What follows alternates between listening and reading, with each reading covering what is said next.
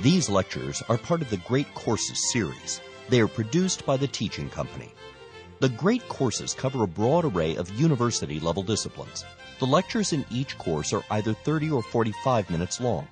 By listening for less than an hour a day, you can finish even the longest course in just weeks. Browse our catalog or website and imagine how much you could learn if you spent just 30 minutes a day for the next year in the best college classrooms in the world. These lectures are titled Great Minds of the Western Intellectual Tradition, Part 1, Classical Origins. The lecturers are university professors carefully selected by the Teaching Company and its customers for intellectual distinction and teaching excellence. They are in order of their appearance in this part. Professor Darren Staloff. Dr. Staloff is an associate professor of history at the City College of New York and the Graduate Center of the City University of New York. He received his B.A. from Columbia College and his M.A., Masters of Philosophy, and Ph.D. from Columbia University. Prior to taking his position at City College, Professor Staloff served as a postdoctoral fellow at the Institute for Early American History and Culture in Williamsburg, Virginia. He also spent 3 years as a preceptor of contemporary civilization at Columbia University. Professor Staloff has published numerous papers and reviews on the subject of early American history and is the author of The Making of an American Thinking Class, Intellectuals and Intelligentsia in Puritan, Massachusetts, published by Oxford University Press. Professor Staloff is the recipient of a National Endowment for the Humanities Fellowship, the President's Fellowship at Columbia University, and was the Harry J. Carman Scholar at Columbia University. Professor Louis Markos. Dr. Markos is professor of English at Houston Baptist University, where he has been teaching since 1991. He received his B.A. in English and History from Colgate University and his M.A. and Ph.D. in English from the University of Michigan. Professor Markos specializes in British Romantic poetry, literary theory, and the classics, and teaches courses in all three of these areas, as well as in Victorian poetry and prose, 17th century poetry and prose, mythology, epic, and film. He has published several articles and is the author of How C.S. Lewis Can Train Us to Wrestle with the Modern and Postmodern World.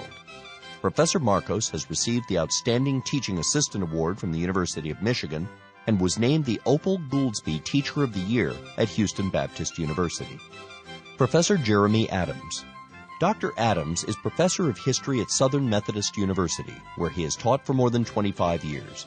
He began his undergraduate work at Georgetown College in Washington, D.C., and then transferred to Harvard University, where he earned his A.B., A.M., and Ph.D. in history. Prior to taking his post at SMU, Professor Adams taught medieval European history and served in the interdisciplinary History, Arts, and Letters program at Yale University. He has taught frequently in SMU programs in Europe at Madrid, Toledo, and Paris, as well as at University College, Oxford. Dr. Adams has published on a wide range of topics, including pre-modern European landscape history. His publications include Patterns of Medieval Society and The Populace of Augustine and Jerome, a study in the patristic sense of community, winner of the National Catholic Book Award for Scholarship in 1972. For his teaching and scholarship, Professor Adams received the Devane Medal from the Phi Beta Kappa chapter of Yale, the Perrine Prize from the Phi Beta Kappa chapter of SMU, and the Danforth Foundation's E. Harris Harbison Award. The student body of SMU has several times honored him as one of the outstanding professors on campus. Professor Philip Carey. Dr. Carey is the director of the philosophy program at Eastern University in St. David's, Pennsylvania. He is also an assistant professor in the Templeton Honors College at Eastern. He received his undergraduate training from Washington University in St. Louis with a double degree in English literature and philosophy. He earned his M.A. in philosophy and a Ph.D. in philosophy and religious studies from Yale University. Prior to taking his position at Eastern, Professor Carey taught at Yale University, the University of Connecticut, and the University of Hartford. As the Arthur J. Ennis Postdoctoral Fellow at Villanova University, Professor Carey taught the nationally recognized undergraduate core humanities seminars on ancient, medieval, Renaissance, and modern thought. Professor Carey has published and presented numerous papers on St. Augustine and on other philosophical and theological topics. He is the author of Augustine's Invention of the Inner Self, the Legacy of a Christian Platonist. Professor Dennis G. Dalton. Dr. Dalton is the Anne Whitney Olin Professor of Political Science at Barnard College, Columbia University. He received his bachelor's degree from Rutgers University, his M.A. in Political Science from the University of Chicago, and his Ph.D. in Political Theory from the University of London. Professor Dalton has edited and contributed to over a dozen publications and has written numerous articles. He is the author of Indian Idea of Freedom and Mahatma Gandhi, Nonviolent Power in Action. His fields of interest include classical and modern, Western and Asian political theory, politics of South Asia, particularly the Indian nationalist movement, and ideologies of modern political movements in Europe, India, China, and Africa. Dr. Dalton has served as a review editor for the Journal of Developmental Studies and as a U.S. correspondent for the South Asian Review. He is a member of both the American Political Science Association and the Association for Asian Studies. Professor Dalton has been honored with numerous scholarships and grants, including a grant from the American Council of Learned Societies, a senior fellowship with the American Institute of Indian Studies, and a Gandhi Peace Foundation grant. Each professor prepared a course guide that comes with these lectures. The course guide includes a detailed outline of each lecture, glossary, and biographical notes. To get the most out of this course, you may find it useful to follow along with the outlines or review them before or after each lecture.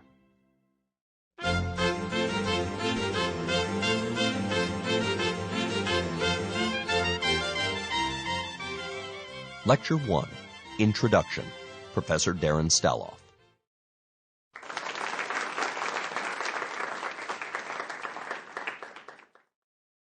In this lecture, we seek to set the parameters and framework for the birth of philosophy in the ancient world. First, among those pioneers of ancient Greek philosophy, the pre-Socratics, then among the famed classical Greek thinkers, Socrates, his student Plato, and his student in turn, Aristotle. And then, of course, in the Hellenic and Roman period, a period characterized by syncretism. But first, I think it's probably useful to ask a straightforward question. What is philosophy? What do we mean by philosophy? What kind of a discipline is this? And philosophy can be characterized in a number of different ways.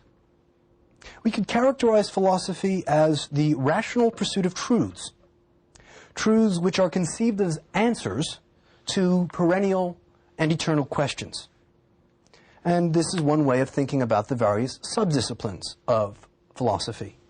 Metaphysics, or ontology, is the study of being, or the ultimate nature and structure of the universe. What is out there, and how does it relate to everything else? Ethics is the study of the nature of the good life, and the study of the nature of good itself, of value. And it's obviously closely associated with political philosophy, or the philosophy of politics, that examines the nature of political life and seeks to characterize such public virtues as, for example, justice, equality, and fraternity. Aesthetics examines the nature of the beautiful and its embodiment both in nature and in works of art. Epistemology examines the question of knowledge. We might think of it as the theory of knowledge. Specifically, it attempts to characterize the nature of truth, science and rational inquiry, and endeavors to offer criteria for each of those things, truth, science, and rational inquiry. We might think of philosophy of mind, or psychology, philosophic psychology, as the study of the workings of the psyche, the soul, or the mind, analyzing its functions and its mechanisms. And of course, natural philosophy attempts to offer us a rational account of the natural world, both organic and inorganic, again, with an eye towards rational explanation. But that's only one way of thinking about philosophy. We could also describe philosophy as an historical discipline. As such, would be subject to change over time. That would mean that different epochs are concerned with, in fact, rather different issues. For example, post-Platonic philosophy was concerned with metaphysical and ethical issues. They were really the core of its concentration and focus. Early Christian philosophy was interested in theology, and metaphysics, the relationship of the divine to the human, and God's working out his providential plan in time and space. Modern philosophy, by contrast, has been concerned far more with epistemological issues, issues about the nature of science and truth and rational inquiry, as well as political considerations, as publics have emerged to become important political forces. On another level, we might say that philosophic questions that prove tractable give us a very interesting insight into the history of this discipline. For example, once such problems prove tractable, amenable to fairly straightforward solutions, they often cease to remain philosophical. For example, the natural philosophers, Galileo and Newton, were so successful in their endeavors that the subject they created, or the discipline, became a separate discipline, that which we know as physics, and in particular, mechanics.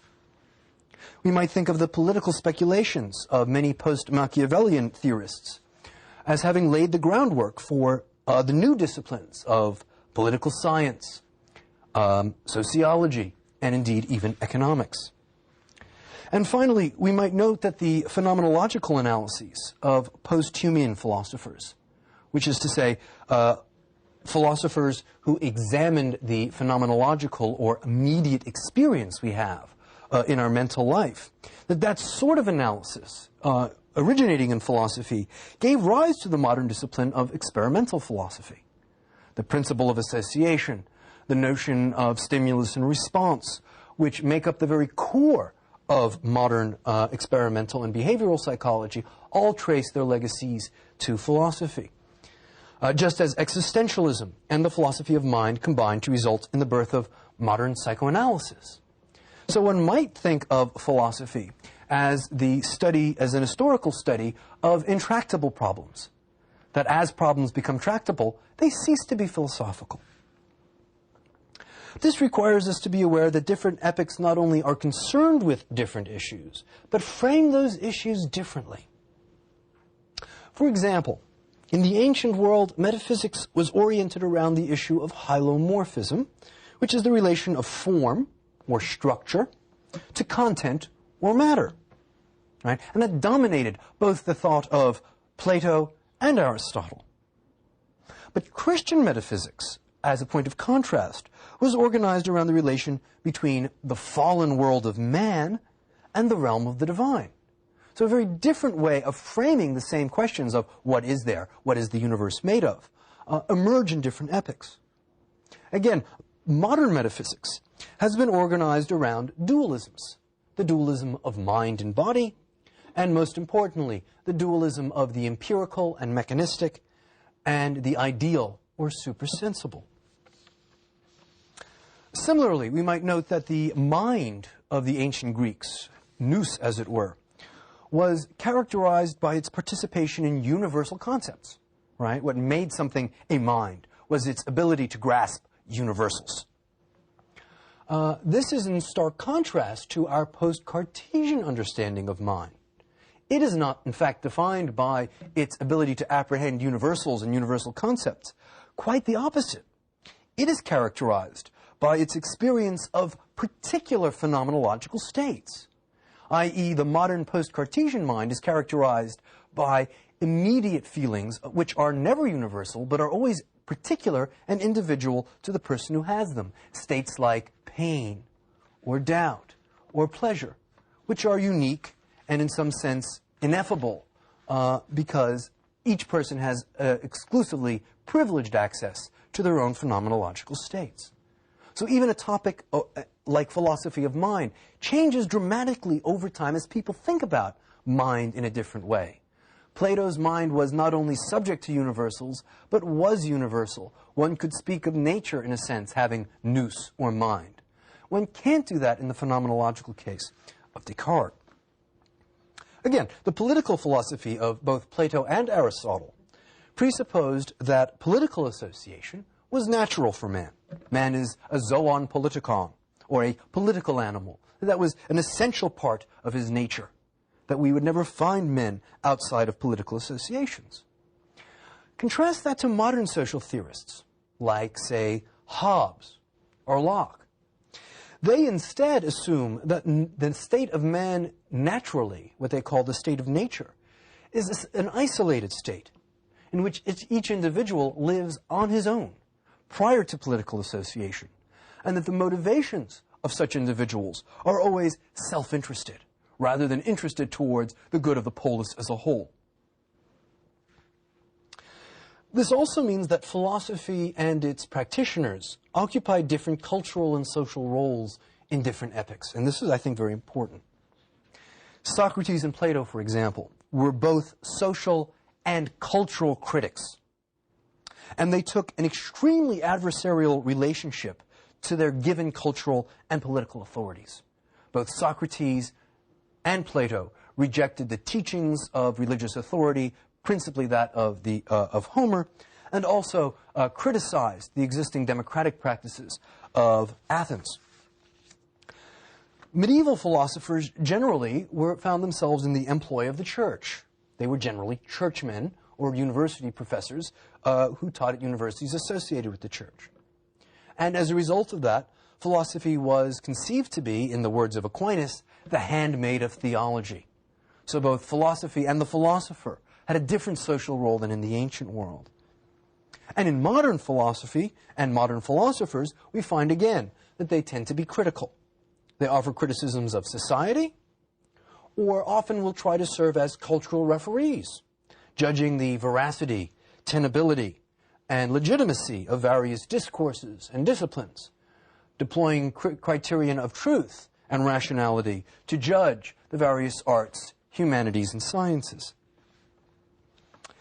But, and I think this is the third way we have to think about philosophy, philosophy is also certainly what its name implies, to translate from the Greek, the love of wisdom. In this sense, philosophy is ultimately born of contemplative wonder and a sense of awe towards the nature of being and the universe.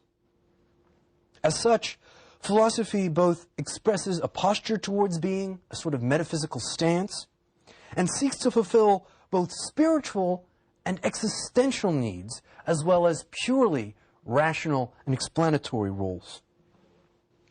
Ancient philosophy thus begins with a combination of rational curiosity and reverence. The same combination found in their precursors, and there were precursors to the philosophers, the famed gymnosophists of the ancient subcontinent, the naked forest speculators who we call yogas or yogis to this day, and who many people have argued were in fact precursors to Socrates. Okay, let's begin now with the first epoch of the birth of philosophy in the ancient and classical world, that of the pre-Socratics. For the pre-Socratics really represent the birth of Western philosophy, a Western philosophical speculation that began in the greater Greek diaspora. Well, the first phase of pre-Socratic thought was devoted to understanding the world of nature, the natural world, or what we might describe as the world of objects. The Ionians, for example, sought to understand the natural world by reducing its multiplicity to a finite number of entities, starting with the four classic sort of Greek periodic table of elements: earth, fire, earth, air, fire, and water. And from these, they tried to reduce them to even simpler entities: Thales with water, Anaximander with the unlimited, and Anaximenes with air or fire. They thus sought to answer a fundamental metaphysical question: what is the universe made of? What exactly is out there? In contrast, the Pythagoreans sought to reduce the same material realities to a simpler scheme, but in their case, it was mathematical objects. And that sort of reduction of objects to mathematical entities highlighted the ways in which mathematics help us model our experience of the natural world. And it is, of course, not coincidental that philosophy begins this rigorous mode of rational discourse in a culture which had mastered deductive mathematics in both Euclidean geometry and obviously in the work of Pythagoras himself.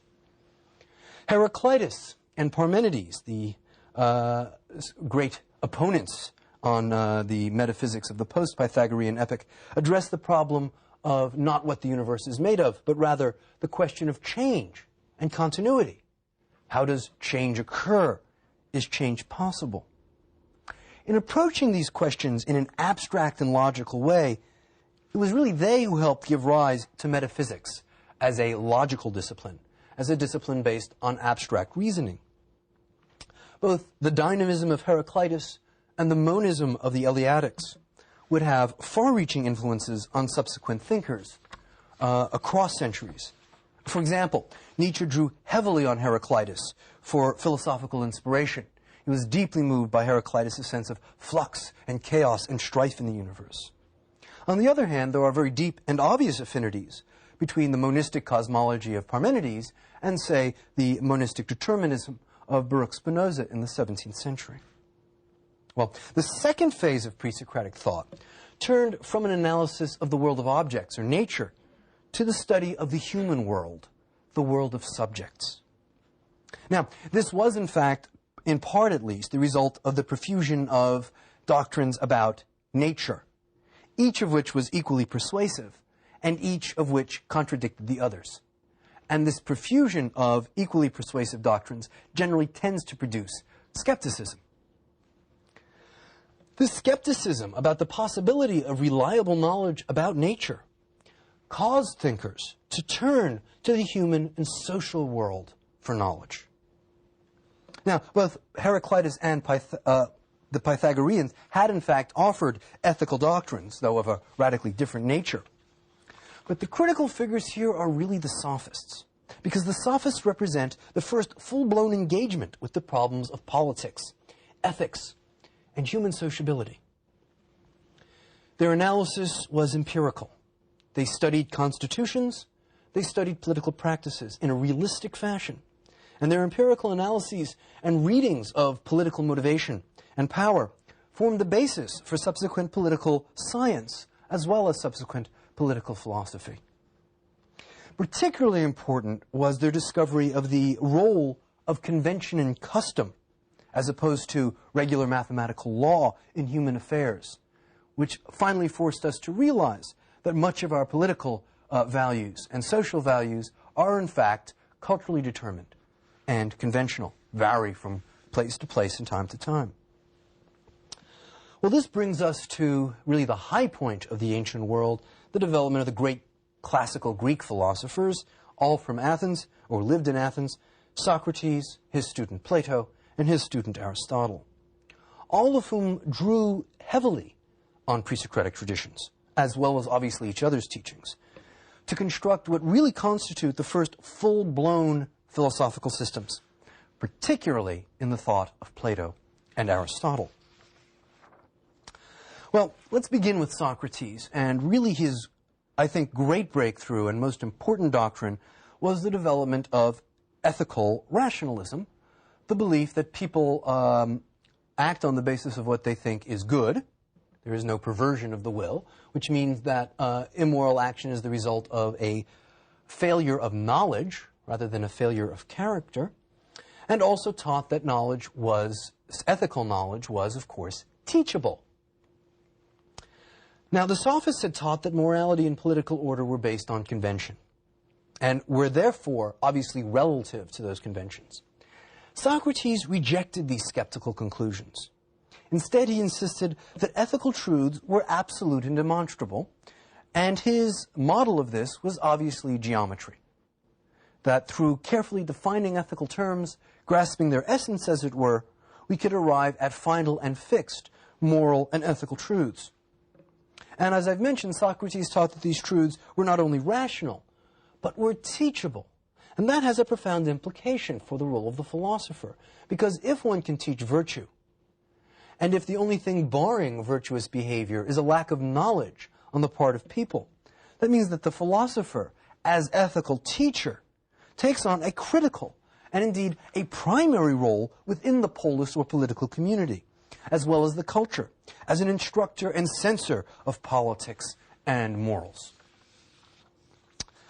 Socrates also taught that all people, as I've mentioned, act on the basis of their beliefs, and thus the problem of morality is really a problem of knowledge, not will, very antithetical to the Christian tradition.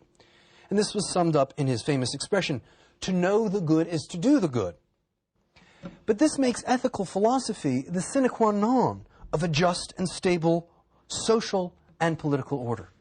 So it really placed philosophy at the center of Athenian cultural life, at least in its own understanding. Well, Socrates' student Plato injected his teacher's ethical rationalism into a remarkable overarching philosophical synthesis. Plato's metaphysics were designed to address the problem of change, which had been raised by Heraclitus and the Eleatics, Parmenides and Zeno. And his doctrine of forms, essences, or ideas was clearly meant to divide natural objects into their, on the one hand, their structures, or essential natures, what he called forms, and their material contents. This helped resolve the problem of change, because the forms were definable, and therefore eternal and unchangeable.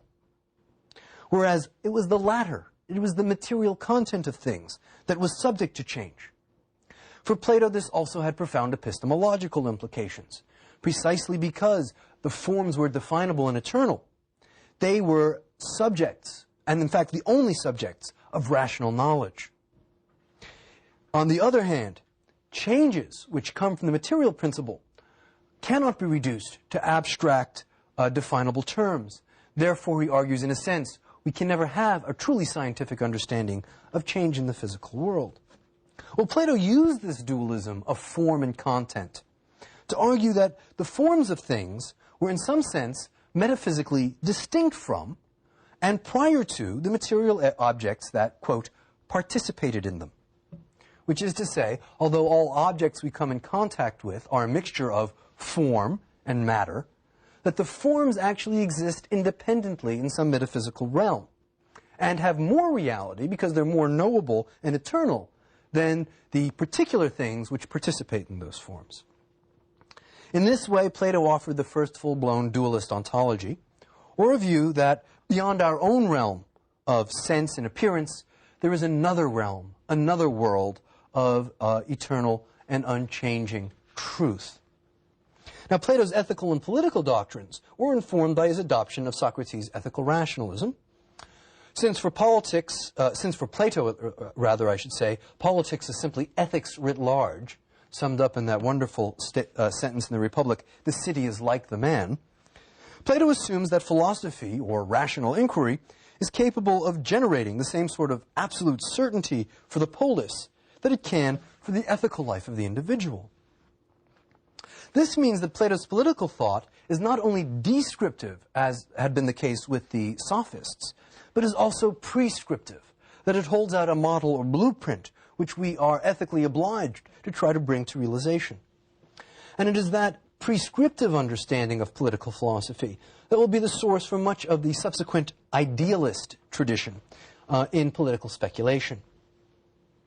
And in particular, if we look at the Republic, we will find doctrines there which will have a long legacy in that idealist tradition, such as communism.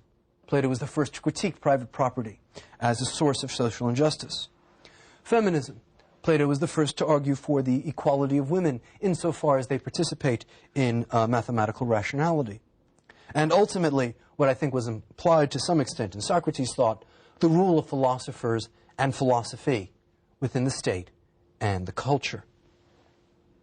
Plato's psychology drew on his metaphysics in that it's again based on a dualism of soul or form and body, material content. But Plato further analyzed the psyche or soul into three distinct faculties or functions. The rational or calculative part of our minds, which engage in mathematical analysis. The spirited part of our minds, which are part of our courage and our sense of ego, and the appetitive part, that which desires. Each of these correspond to a different social class in the Republic, and of course the Platonic ideal is one in which a healthy soul is governed by the rational faculty with the aid of that spirited faculty or ego-bearing will over the base animal appetites. And again, this is a scheme that would have a very long history. We could think of the Christian notion of each soul or ego being tempted by, on the one hand, demonic urges corresponding to Plato's appetite, or angels being the intellective or moral part. Or we could also compare it to Freud's tripartite analysis of the mind into a superego, again much like Plato's intellective part, an ego, Plato's spirited part, and the id, the appetitive or libidinous part. Well, Plato's student Aristotle adopted the overall approach of his mentor, but he criticized some of his central doctrines on what we would call realistic grounds. Aristotle rejected the metaphysical separation of form and content, arguing that forms exist only in their participation in actual things, that objects, although admittedly made of form and content, do not allow us to infer that there exists a separate world of forms themselves. Aristotle resolved the problem of change not through Plato's hylomorphism, but rather through his own doctrine of entelechy, which held that natural objects have natural ends or potentials towards which they tend if not interrupted. The acorn under the right conditions becomes the oak. The child under the right conditions becomes the adult. Even inanimate objects tend to rest unless moved, and all objects tend toward their natural level. Aristotle further postulated a fourfold causal nexus, which will be explored in subsequent lectures, of formal, material, efficient, and final, which would have an immense impact on European thought all the way up to the scientific revolution. And it was an analysis that synthesized his metaphysics with the science of his day, and Aristotle was quite a scientist. For him, the soul is the final cause of motion in organic matter. It's the entelechy of the person. And he identified four forms of souls, the ultimate form of which is the pure actuality of God, the prime mover who sits atop the chain of being. Now, Aristotle also criticized the conclusions of Plato's political and ethical philosophy, again on realistic grounds. He rejects the communal arrangements of his teacher as impractical, and offers instead an empirical account of the various forms of states and the factors that determine these forms, social factors and economic factors. He did this instead of what he considered an illusory quest for that one best true form. Again, rather than rule by philosopher kings, Aristotle inclines towards the republican rule of a broad middle class. And in many ways, Aristotle is, as the realist, is the founder of modern realistic political thought, as well as modern realistic, the whole realistic tradition of practical philosophy, metaphysics, and epistemology. Finally, Aristotle also held that justice and virtue are not, in fact, pure sciences, mathematically demonstrable, as Socrates and Plato had taught, but are rather the result of practical judgment or phronesis. That one learns the truth of political association and how to live one's life well, not by abstract reasoning, but by practical life and by learning from experience. Well, our final epoch, that of the Hellenic and Roman worlds, inherited these classical doctrines and incorporated them into their own philosophic perspectives. Now, many historians have noted that this epoch produces very little of original systematic philosophical speculation. In its stead, what late Hellenics and Romans did do was draw on classical philosophy in what I would call a syncretic fashion. And they did this to respond to the undermining of traditional religious supports for public and spiritual life. What I mean by syncretic is that they draw together as many different strands as possible to sort of weave syntheses that will help them navigate their way through their cultural worlds. For example, the Stoics and Epicureans tried to give meaning and direction to ethical and spiritual life without recourse to traditional mythologies. They both attempted to give rational models of life, ones that did not depend on religious beliefs. The Stoic ideal of a life lived according to nature, again, one which draws on Socratic teachings, projected a rational order on the cosmos, and demanded of its adherents a reverential piety, as well as the self-discipline of a life lived by the dictates of reason. By contrast, the Epicureans sought the good life in the Aristotelian pursuit of cultivated pleasures. I state this because they did not see it in the pursuit of crude carnal hedonism, And in particular, they thought the good life consisted of those pleasures that please the mind and produce intellectual satisfactions. A very Aristotelian doctrine. Similarly, thinkers like Cicero or Polybius practiced a philosophical eclecticism, whereby they selectively drew on different elements of different philosophies to construct their own unique worldviews. Cicero, for example, combined Socratic and Stoic conceptions of virtue and duty with Aristotelian political philosophy, that practical realistic analysis of existing regimes, to produce a political credo for late Republican Rome. Skepticism emerged in the late Roman period and Hellenic period as a result of the profusion of metaphysical and philosophical doctrines in that period. Skepticism led to a return to the quest for merely practical certainty. We see this in figures like Sextus Empiricus. But it also led to an openness to extra-rational sources of cosmology and metaphysics, to an openness to more traditional and perhaps more faith-based and emotionally based understandings of the world and participations in meaningful spiritual existence. And this is reflected in the epoch by the rise of mystery cults. Mithraism being one of the most famous, though ultimately the most successful of them, was, of course, Christianity. And then in a sense, we could say the rise of skepticism brings the trajectory of ancient philosophy full circle. Ancient philosophy began with a skepticism. The Milesians, Ionians, engaged in philosophic disputation and the construction of a science of nature because they had been subject to a variety of different religious interpretations of the world that led them to be skeptical about religious interpretations. The profusion of metaphysical doctrines, of rational philosophical doctrines, led to a skepticism of rational disputation. And what we find is the skepticism of classical philosophies give way, which are intended to resolve the first skepticisms, give way to a new age of faith. That age of faith which is characterized by the Christian epoch.